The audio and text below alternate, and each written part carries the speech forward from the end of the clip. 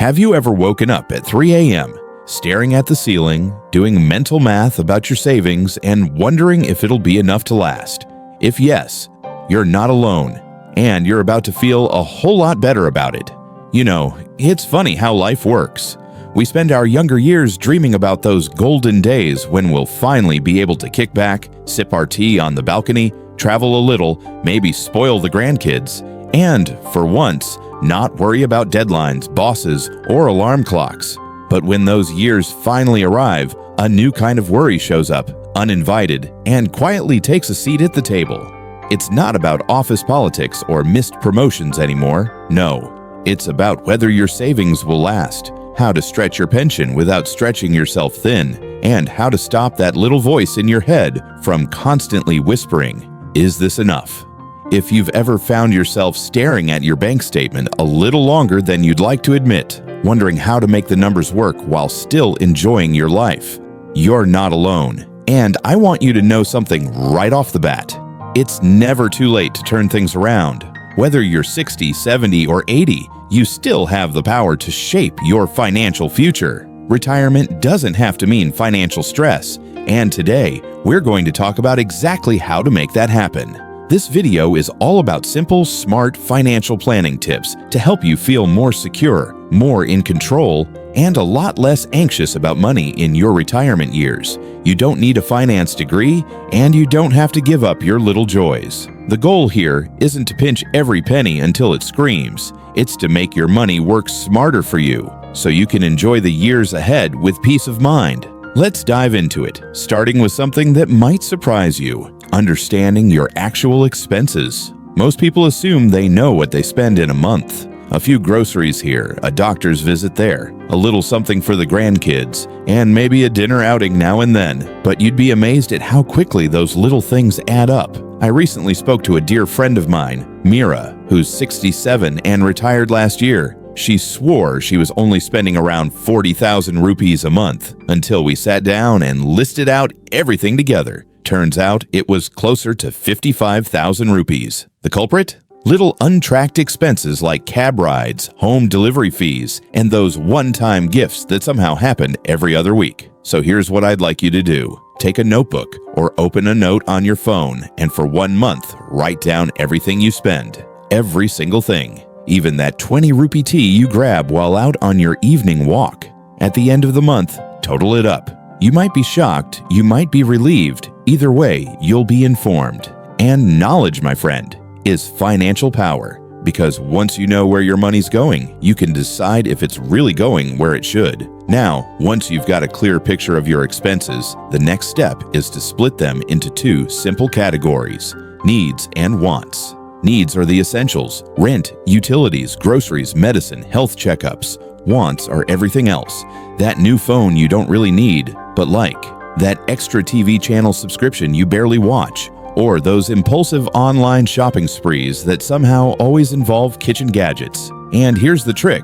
I'm not going to tell you to cut out all your wants. Life after 60 isn't meant to be about denial. It's about balance. Identify your needs clearly. Budget for them first, and then see how much you realistically have left for your wants. Maybe it means swapping out 3 random online buys for 1 really special treat a month. The point is to stay conscious, not to turn into a miser. Another thing I often notice is how many of us, out of habit or fear, keep large amounts of money sitting in regular savings accounts, earning barely anything. I get it. It feels safe, accessible, and familiar. But the truth is, in today's world, your money needs to grow a little, even in retirement, because life isn't getting cheaper. Inflation is that sneaky guest at the party who keeps eating your snacks without ever leaving.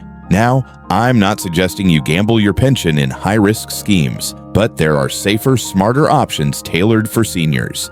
Fixed deposits with senior citizen rates, government-backed savings schemes like SCSS, or even a balanced mutual fund if you're open to a little guidance from a trusted financial advisor. Mira, the friend I mentioned earlier, moved a portion of her savings into a senior citizen savings scheme last year, and not only is she earning better returns, but she also feels more at ease knowing it's a government-backed option. That peace of mind is worth its weight in gold. Speaking of peace of mind, one thing you should never underestimate is the importance of an emergency fund.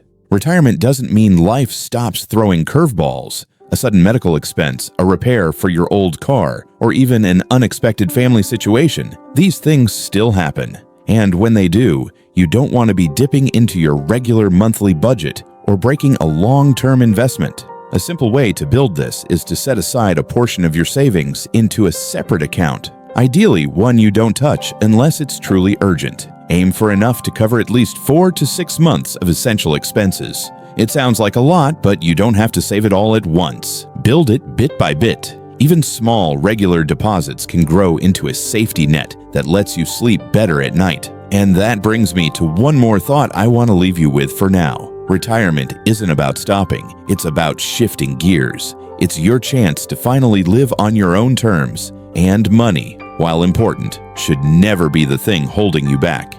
The key is not in having endless riches, but in managing wisely whatever you do have. Now, while we've laid down a couple of solid ideas to start getting your finances in order, this next one is something most people overlook, but it quietly makes or breaks your retirement peace of mind, tracking your spending. And I don't mean obsessing over every cup of tea or every new shawl you pick up from the market. I'm talking about being aware of where your money's going without letting it control your life. It's surprising how those little unnoticed expenses, the subscriptions you forgot to cancel, the extra data package you didn't need, or the snacks that sneak into the shopping cart can quietly drain your funds over time. A simple notebook, a phone app, or even a chart stuck to your fridge can do wonders. It's not about restriction, it's about clarity. You'll be amazed how much lighter your head feels when you can see exactly where your money's flowing. Because here's the thing, what you can track, you can improve. It turns guesswork into confidence, and that, my friend, is the currency of a stress-free retirement. Another underrated financial move is to rethink how you handle your emergency fund. Now, many people believe once you hit 60, you can relax on this front, but life has a habit of throwing surprises our way. And let's be honest, the older we get, the more surprises tend to involve doctors, plumbers, and occasionally a relative who suddenly remembers you exist when they need a little help. Having a well-stocked, easily accessible emergency fund isn't about being pessimistic. It's about buying yourself freedom. Freedom from worry when the car breaks down, when a medical bill pops up, or when you just feel like treating yourself without guilt. The key here is accessibility. This isn't money to invest in risky ventures or lock away in long-term deposits. This is your sleep well at night fund, a little financial cushion that keeps those unexpected moments from turning into crises. Now, let's shift gears and talk about one of the smartest but often ignored financial planning moves after 60, downsizing. And no, I'm not suggesting you sell your house, move into a studio flat, and live on instant noodles. Downsizing is a mindset. It's about trimming what no longer adds value to your life. It could be that second car nobody drives anymore, the rarely used club memberships, or even that storage unit filled with things you haven't seen in years. Clearing out physical and financial clutter frees up not just space in your home, but breathing room in your budget. It simplifies your life. Fewer things to manage, fewer bills to pay. And believe me, peace of mind isn't just found in a fat savings account. It's in knowing you aren't weighed down by stuff you don't need or expenses that no longer serve you. And speaking of freeing up your finances, one of the greatest opportunities people overlook in retirement is monetizing what you already know. You've lived decades, gathered skills, stories, wisdom, and someone out there would pay to hear it, learn it, or be guided by it. Whether it's tutoring, consulting, writing, or selling handmade crafts, the digital world has opened up income streams that don't require you to commute, punch a clock, or strain yourself. I've seen people start small. A neighbor teaching music lessons over video calls, a woman turning her recipes into an ebook, a retired banker helping younger folks navigate their first home loans. It doesn't have to be big to be meaningful. Even a little extra income can take the edge off your financial worries, and more importantly, it gives you a sense of purpose and connection. And trust me, that matters just as much as money. Now, before we wrap up this part, let's touch on a sensitive but vital aspect of financial planning: conversations about money with your family. I know, no one likes these talks. They feel awkward, sometimes even confrontational. But keeping your financial situation a secret from your adult children or close family can lead to confusion, assumptions, and preventable problems later. You don't need to share every detail, but letting them know your plans, wishes, and boundaries can save everyone a world of stress down the line. It's about creating a supportive circle where your loved ones aren't guessing or scrambling if something unexpected happens. I've seen families grow closer through these conversations because it's not really about money. It's about care, trust, and respect. And at this stage of life, those are worth their weight in gold. All right, we've covered some big, important moves here. Taking control of your expenses, building that emergency fund, decluttering your financial life, finding ways to bring in a little extra, and opening up the lines of communication. It's not about overhauling your life overnight. It's about small, steady shifts that add up to a retirement that feels lighter, freer, and genuinely yours. Now that you've started thinking about trimming the excess, safeguarding your rainy day stash, and maybe even turning those decades of wisdom into a little side income, let's talk about one thing that quietly holds people back in retirement. Fear of investing. I get it. When you've spent a lifetime working hard, the idea of risking what you've saved feels unsettling. And back in the day, most of us believed retirement meant pulling our money out of the market and locking it up somewhere safe. But here's the truth. Nobody told our generation. A retirement that could last 20, 30, even 35 years needs growth. The cost of living isn't slowing down just because we are. Your money can't afford to sit still in a low-interest savings account while prices for groceries, medicine, and even a cup of tea creep up year after year. Now, I'm not saying you should throw your savings into the latest flashy stock or crypto coin your nephew keeps blabbering about. Sensible conservative investments still exist. Fixed income plans, senior citizen schemes, balanced mutual funds, even certain real estate options. There are ways to make your money work without giving yourself heart palpitations every time the market dips. The secret is not chasing quick profits, but aiming for steady, predictable growth that outpaces inflation. And if you've never invested a rupee outside of a bank deposit before, that's fine. You're not late. You're right on time. A good financial advisor or a trusted family member with sound financial sense can help you chart a simple, no-fuss path.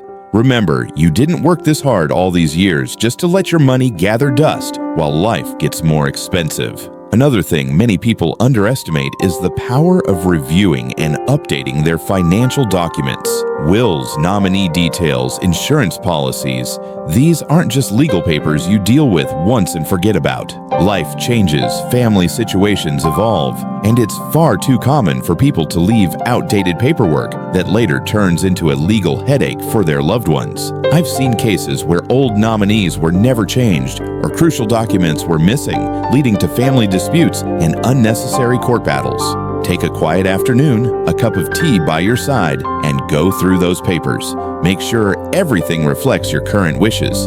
And please, let at least one trusted family member know where to find them.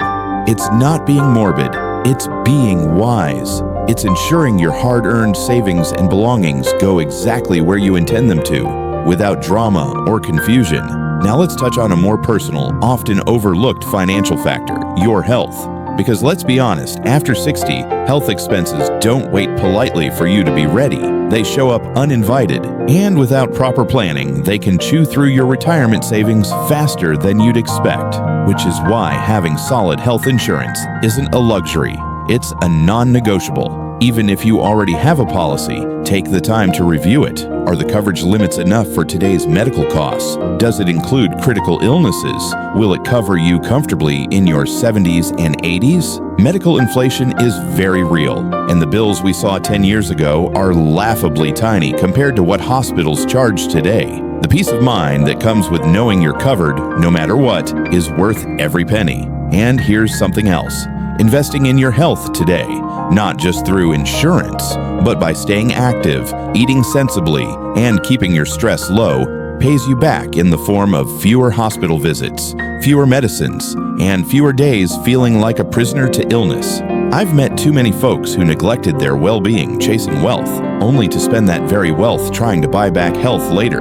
Don't be that person. To round things off, let's talk about contentment. This might sound odd in a conversation about financial planning, but trust me, it matters. Retirement isn't a race to see who has the biggest house, the flashiest car, or the fanciest vacations. It's about freedom. Freedom to wake up when you want, spend time with people you love, and do things because they bring you joy, not because you have to. Learning to live well within your means, finding happiness in the simple things, a morning walk, a chat with a neighbor, a good book, is the true wealth most people miss chasing numbers on a bank statement.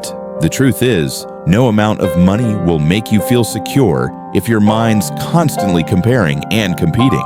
But peace of mind, that's priceless, and it starts with financial decisions rooted in wisdom, not fear or ego. So as you take charge of your retirement finances, trimming the waste, securing your health, growing your money sensibly, and sorting out your legal paperwork, don't forget to also invest in contentment. Because a quiet evening with peace in your heart, knowing you're prepared and surrounded by people you care about, beats any bank balance. As we wrap up, I want you to remember something important. Financial planning in retirement isn't about chasing perfection or keeping up with what anyone else is doing.